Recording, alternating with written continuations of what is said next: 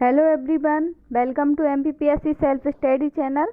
MPPSC self study channel की हम MPPSC की मध्य प्रदेश की स्पेशल क्लास के अंतर्गत हम मध्य प्रदेश का भूगोल पढ़ रहे थे और मध्य प्रदेश के भूगोल के अंतर्गत हम नदियों वाला टॉपिक कंप्लीट कर रहे हैं, जिसमें हमने नदियों के बारे में पढ़ा है और नदी परियोजनाओं के बारे में भी पढ़ा है। साथ ही उन पर कौन कौन से बांध निर्मित हैं यह भी हमने देखा है। तो इसके पहले की वीडियो में हम नर्मदा नदी के बारे में डिटेल से चर्चा की थी। साथ ही चंबल नदी, सोन एवं ताप्ती नदी के बारे में भी हम विस्तृत रूप से चर्चा कर चुके हैं। अब हम इस वीडियो में बेतवा नदी एवं तवा नदी के बारे में भी बात करेंगे कि तवा नदी पर कौन सी परियोजना चल रही है और बेतवा नदी का सामान्य परिचय क्या है, उसका अपाय क्षेत्र क्या है, उसके किनारे स्थित धार्मिक स्थल कौन कौन से हैं, साथ ही राजघाट परियोजना के बारे में भी पढ़ेंगे। तो हम देखते हैं कौन कौन से टॉपिक हम इस वीडियो में कवर करेंगे। बेतवा नदी का सामान्य परिचय, अववाहि तंत्र, राजघाट परियोजना, तवा नदी और सम्राट अशोक सागर परियोजना के बारे में यहाँ पे हम डिटेल से चर्चा करेंगे। यह जो हम इस वीडियो में पढ़ेंगे वह एमपीपीएससी मेंस 2019 और 2020 के अकॉर्डिंग ही पढ़ेंगे और इसके अंतर्गत हम इस तरीके से पढ़ेंगे कि प्री का कोई भी क्वेश्चन अगर नदियों से आता है तो वह बिल्कुल ना छूटे। तो आप ध्यान से देखिए, स्टार्ट करते हैं बेतवा नदी के बारे में। तो बेतवा नदी का उद्गम या बेतवा नदी को बराह पुराण में बेतवती के नाम से कहा जाना जाता है। इसे भागीरथी गंगा के समान श्रेष्ठ माना गया है, इसलिए बेतवा नदी को मध्य प्रदेश की गंगा कहते हैं। तो मध्य प्रदेश की गंगा किसे कहते हैं, बेतवा नदी को क्यों कहते हैं? क्योंकि इसे भागीरथी नदी गंगा नदी के समान श्रेष्ठ माना जाता है, इसलिए इसे मध्य प्रदेश की गंगा कहते हैं। इसके उद्गम की बात कर लेते हैं हम। तो बेतवा नदी का उद्गम रायसेन के कुमरा ग्राम से होता है, जो विंध्याचल पर्वत श्रृंखला का भाग है और यह इस प्रकार से रायसेन, विदिशा, सागर, अशोकनगर और ललितपुर जिले में प्रवेश करके पुनः मध्य प्रदेश में निवाड़ी में प्रवेश करती है और पुनः उत्तर प्रदेश में जालौन आदि जिलों में प्रवाहित होकर यमुना नदी में मिल जाती है। अतः यह यमुना में दक्षिण की ओर से मिलने वाली एक प्रमुख नदी है। यमुना की सहायक नदी के रूप में भी इसको जाना जाता है। बेतवा नदी के बारे में पुराणों में भी मिलता है। तो कालिदास की मेघदूतम एवं कवि बाणभट्ट की कादम्बरी और आचार्य केशव दास की रसिक प्रिया में बेतवा नदी का वर्णन है। तो बेतवा नदी के साथ साथ हमें इनकी रचनाएं भी याद हो जाएंगी, जैसे कालिदास की मेघदूतम में वर्णन है बेतवा नदी का और बाणभट्ट की कादम्बरी, साथ ही आचार्य केशव दास ने रसिक प्रिया में बेतवा नदी का वर्णन किया है। तो पौराणिक नदी है या प्राचीन काल से ही इस नदी का अस्तित्व था। हम देखते हैं किसके किनारे कौन कौन से शहर स्थित हैं या कौन कौन से धार्मिक तीर्थ स्थल हैं। तो विदिशा की उदयगिरी की गुफाएं, विदिशा इस प्रकार से बेतवा नदी के किनारे स्थित है और इधर की उदयगिरी की गुफाएं बेतवा नदी के किनारे स्थित हैं। सांची का स्तूप रायसेन में बेतवा नदी के किनारे स्थित है। साथ ही भोजपुर रायसेन भी बेतवा नदी के किनारे ही आता है। जब यह उत्तर प्रदेश में ललितपुर में प्रवेश इस प्रकार से करती है, उसके बाद जब पुनः मध्य प्रदेश में प्रवेश करती है तो निवाड़ी में ओरछा बेतवा नदी के किनारे एक धार्मिक स्थल है जो बुंदेलखंड की अयोध्या के नाम से भी जाना जाता है। बेतवा नदी बुंदेलखंड, मध्य प्रदेश एवं उत्तर प्रदेश के ऐसे क्षेत्रों से प्रवाहित होती है जहां वर्षा काफ़ी कम होती है और सिंचाई के साधन एवं पेयजल की समस्या ज़्यादा होती है। अतः बेतवा नदी पर निर्मित परियोजना सिंचाई एवं पेयजल की समस्या को दूर करने में सहायक है। इसी कारण से बेतवा नदी को बुंदेलखंड की जीवन रेखा कहते हैं। तो बुंदेलखंड की जीवन रेखा क्यों कहते हैं बेतवा नदी को? तो इसलिए कहा जाता है क्योंकि यहाँ पे सिंचाई की समस्या एवं पेयजल की समस्या है और बेतवा नदी इसी क्षेत्र में प्रवाहित होती है, जिस कारण इसे बुंदेलखंड की जीवन रेखा कहते हैं। बुंदेलखंड के लोग पुष्य नक्षत्र पर ओरछा तट पर बेतवा नदी में स्नान कर गंगा नदी की तरह पुण्य प्राप्त करते हैं, इसलिए इसे मध्य प्रदेश की गंगा कहते हैं। तो मध्य प्रदेश की कौन सी नदी है जिसे मध्य प्रदेश की गंगा कहते हैं? तो मध्य प्रदेश की बेतवा नदी को मध्य प्रदेश की गंगा कहते हैं। और क्यों कहते हैं? तो जब पुष्य नक्षत्र आता है उस टाइम पे ओरछा के तट, ओरछा एक धार्मिक स्थल है जो निवाड़ी में आता है और यहाँ राम राजा मंदिर है, इसे बुंदेलखंड की अयोध्या भी कहते हैं। तो इसके तट अर्थात बेतवा नदी के तट पर ओरछा में लोग गंगा नदी की तरह पुण्य कमाने के लिए स्नान करते हैं, जिस कारण से इसे मध्य प्रदेश की गंगा कहते हैं। कहीं कहीं पे आपने पढ़ा होगा या सुना होगा कि प्रदूषण के कारण बेतवा नदी को मध्य प्रदेश की गंगा कहते हैं, तो ये फैक्ट गलत है। कभी भी प्रदूषण के कारण बेतवा नदी को मध्य प्रदेश की गंगा नहीं कहा जाता है। यह उसके पुण्य प्राप्त या धार्मिक मान्यताओं के कारण ही मध्य प्रदेश की गंगा बेतवा नदी कहलाती है। इसके बारे में विशेष तथ्य देख लेते हैं। तो बेतवा नदी का प्राचीन नाम बेतवती, मध्य प्रदेश की गंगा एवं बुंदेलखंड की जीवन रेखा मिलता है। साथ ही इसका उद्गम रायसेन जिले से होता है और विंध्याचल पर्वत श्रृंखला का भाग है। लंबाई 440 किलोमीटर इसकी कुल लंबाई है और इसका समागम यमुना नदी में हमीरपुर उत्तर प्रदेश में होता है। उत्तर प्रदेश के हमीरपुर में यमुना नदी में बेतवा नदी दक्षिण की ओर से मिलने वाली उसकी प्रमुख सहायक नदी है। और बेतवा नदी की कौन कौन सी नदियां सहायक हैं, तो इनको भी हम देख लेते हैं। धसान नदी, इसका उद्गम भी रायसेन जिले से होता है। जामनी नदी, बीना नदी, वेस नदी, हलाली नदी। हलाली नदी विदिशा में है जिसपे हलाली परियोजना है और इसे सम्राट अशोक सागर परियोजना भी कहते हैं। बेतवा नदी के अफवाह तंत्र के बारे में देख लेते हैं हम कि इसका अफवाह तंत्र क्या है। अफवाह तंत्र वह जहाँ से नदी उद्गम होती है और समागम तक उसका स्थल, उसे अफवाह तंत्र कहते हैं। तो बेतवा नदी का उद्गम रायसेन जिले से होता है और यह दक्षिण पश्चिम अर्थात रायसेन के दक्षिण पश्चिम क्षेत्र में कुमरा गांव के समीप विंध्याचल पर्वत श्रृंखला की पहाड़ी से उद्गमित होती है। पहले बेतवा नदी पूर्व की ओर अर्थात इस ओर प्रवाहित होती है इस टाइप से, फिर उसके पश्चात यह उत्तर पूर्व की ओर बहने लगती है। इसके साथ ही मध्य प्रदेश में बेतवा नदी रायसेन, विदिशा, सागर, अशोकनगर जिले में प्रवाहित होती है और उत्तर प्रदेश के ललितपुर एवं झांसी जिलों में बहती है। जब यह मध्य प्रदेश से उत्तर प्रदेश में प्रवाहित होती है तो यह यहाँ पे ललितपुर एवं झांसी जिलों में बहती हुई पुनः मध्य प्रदेश में प्रवेश करके निमाड़ी में बहती है और इसी के तट पर ओरछा नगर स्थित है। इसके पश्चात बेतवा नदी पुनः उत्तर प्रदेश में प्रवेश करती है और यहाँ पे जालौन एवं उरई जिलों में प्रवाहित होती है और अंत में हमीरपुर में यमुना नदी में मिल जाती है। बेतवा नदी का मध्य प्रदेश में कुल अफवाह क्षेत्र 19,100 वर्ग किलोमीटर है। साथ ही यह मध्य प्रदेश में 380 किलोमीटर बहती है।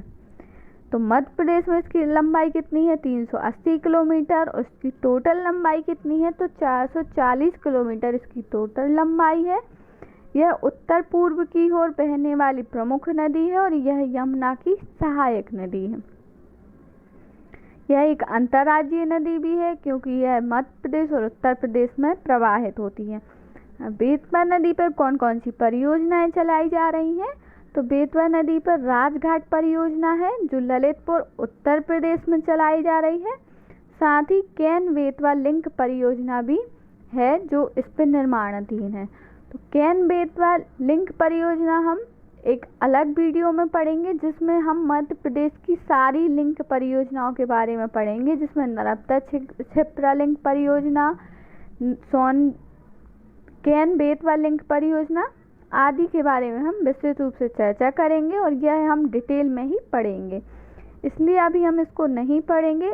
इस वीडियो में सिर्फ हम राजघाट परियोजना के बारे में ही डिस्कस करेंगे।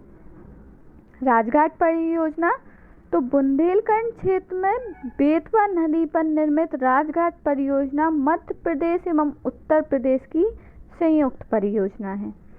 इसका निर्माण कार्य जल संसाधन मंत्रालय भारत सरकार के द्वारा गठित बेतवा नदी परिषद के माध्यम से 80 के दशक में करवाया गया था। तो राजघाट परियोजना का निर्माण किसके द्वारा किया गया था? तो बेतवा नदी परिषद के माध्यम से करवाया गया था 80 के दशक में। उत्तर प्रदेश के ललितपुर जिले में माता टीला नामक स्थान पर बेतवा नदी पर माता टीला बांध बनाया गया है, जिसे वर्तमान में रानी लक्ष्मी सागर नाम भी दिया गया है। तो माता टीला बांध को क्या नाम दिया गया है? तो रानी लक्ष्मी सागर नाम दिया गया है। किस नदी पर बनाया गया है? तो बेतवा नदी पर यह बांध बनाया गया है। इस बांध से सिंचाई हेतु नहरें भी निर्मित की गई हैं और इन नहरों से 90 से 95% सिंचाई होती है या इन नहरों का कार्य पूर्ण हो चुका है। इसके साथ ही मध्य प्रदेश के 6 जिलों में 1.16 लाख हेक्टेयर कृषि भूमि सिंचित होती है। तो वहीं उत्तर प्रदेश के 4 जिलों में 1.09 लाख हेक्टेयर कृषि भूमि सिंचित होती है। मध्य प्रदेश के कितने जिलों में इस बांध से सिंचाई होती है? तो 6 जिलों में और उत्तर प्रदेश के 4 जिलों में। साथ ही इस बांध पर स्थापित जल विद्युत संयंत्र की विद्युत उत्पादन क्षमता कितनी है? तो 45 मेगावाट इसकी विद्युत उत्पादन क्षमता है, जिसमें से 50% दोनों राज्यों की हिस्सेदारी है, अर्थात 50% मध्य प्रदेश को मिलेगा और 50% उत्तर प्रदेश राज्य को प्राप्त होगा। इस परियोजना के प्रथम चरण का अधिकांश कार्य पूर्ण हो चुका है, अर्थात द्वितीय चरण में एक और राजघाट बांध इस पर बनाया जा रहा है जो उत्तर प्रदेश में बन रहा है। हम इस परियोजना से राजघाट परियोजना के अंतर्गत नहरों का निर्माण किया गया है, तो हम इसकी प्रमुख नहर भांडेर नहर के बारे में पढ़ते हैं। राजघाट परियोजना के अंतर्गत इसके प्रथम चरण के अंतर्गत माता टीला बांध से सिंचाई हेतु नहरें निर्मित की गई हैं और यह मध्य प्रदेश के उत्तर पश्चिमी जिलों को सिंचित करेंगी। इस नहर प्रणाली की मुख्य नहर 57.6 किलोमीटर है, जिसे भांडेर नहर कहते हैं और इसी कारण अन्य सभी नहरों को भी भांडेर नहर ही कहा जाता है। तो भांडेर नहर किस बांध से निर्मित है? तो राजघाट बांध से निर्मित है। किस नदी पर निर्मित है? तो बेतवा नदी पर निर्मित है। इस नहर प्रणाली की मुख्य नहर जो है वो 57.6 किलोमीटर है, जिसे ही भांडेर नहर कहा जाता है। इन नहरों से मध्य प्रदेश के दतिया, ग्वालियर, भिंड आदि जिलों की 44,535 हेक्टेयर कृषि भूमि सिंचित हो रही है। तो इस नहरों से कितनी कृषि भूमि सिंचित हो रही है? 44,535 हेक्टेयर भूमि। हालांकि बेतवा नदी की राजघाट परियोजना के अंतर्गत ही द्वितीय चरण में मध्य प्रदेश व उत्तर प्रदेश की सीमा पर राजघाट बांध बनाया जा रहा है या निर्माणाधीन है। इस प्रकार से यह बेतवा नदी के बारे में चर्चा थी कि बेतवा नदी का उद्गम कहाँ से होता है, अब बाह्य तंत्र क्या है, राजघाट परियोजना क्या है। अब हम नेक्स्ट तवा नदी के बारे में देखते हैं। तो जो तवा नदी है यह नर्मदा की सबसे बड़ी सहायक नदी है। तवा नदी नर्मदा की सबसे बड़ी सहायक नदी है जो पचमढ़ी क्षेत्र में, पचमढ़ी मध्य प्रदेश का एकमात्र हिल स्टेशन में महादेव पर्वत श्रेणी का जल निकास करती, अर्थात पचमढ़ी क्षेत्र की जो महादेव पहाड़ी है उसका जल निकास तवा नदी में ही होता है। और महादेव पहाड़ी पर ही धूपगढ़ चोटी स्थित है, जो मध्य प्रदेश की सबसे ऊंची पर्वत चोटी है, जिसकी ऊंचाई 1350 मीटर है। नदी बेसिन में औसतन वर्षा 125 से 187 सेंटीमीटर वर्षा होती है, अर्थात यहाँ पे अत्यधिक वर्षा भी होती है, जिस कारण तवा नदी में बड़ी मात्रा में जल आता है और इससे सिंचाई साधन भी विकसित हुए हैं। और होशंगाबाद के इटारसी तहसील के अंतर्गत रानीपुरा गांव में तवा व धेनवा नदी के संगम पर बांध बनाया गया है। किन किन नदियों के संगम पर बांध बना है? तो तवा एवं धेनवा नदी के संगम पर बांध बना है, जो होशंगाबाद की इटारसी तहसील के रानीपुरा गांव में बना है। इस बांध की ऊंचाई 58 मीटर तथा लंबाई 1815 मीटर लंबा बांध है। यह मध्य प्रदेश का सबसे लंबा बांध है। इस बांध से सिंचाई हेतु नहरें भी निर्मित की गई हैं, जिनका निर्माण लगभग 90 से 95% हो गया है और इससे होशंगाबाद एवं हरदा जिले की 2.47 हेक्टेयर कृषि भूमि सिंचित हो रही है। तवा नदी परियोजना के अंतर्गत बांध बनाने की स्वीकृति सरकार ने द्वितीय पंचवर्षीय योजना काल में अर्थात 1858 में दी थी। और यह बांध कब बना था? तो 1978 में यह बांध कंप्लीट हुआ था, जबकि मंजूरी 1998 में दी थी। इसके साथ ही हम देख लेते हैं कि इस बांध के कारण क्या हुआ है या क्या प्रभाव है। तो तवा बांध के बनने से होशंगाबाद जिला मध्य प्रदेश का सर्वाधिक सिंचित जिला बन गया है। तो मध्य प्रदेश का सर्वाधिक सिंचित जिला कौन सा है? तो होशंगाबाद है।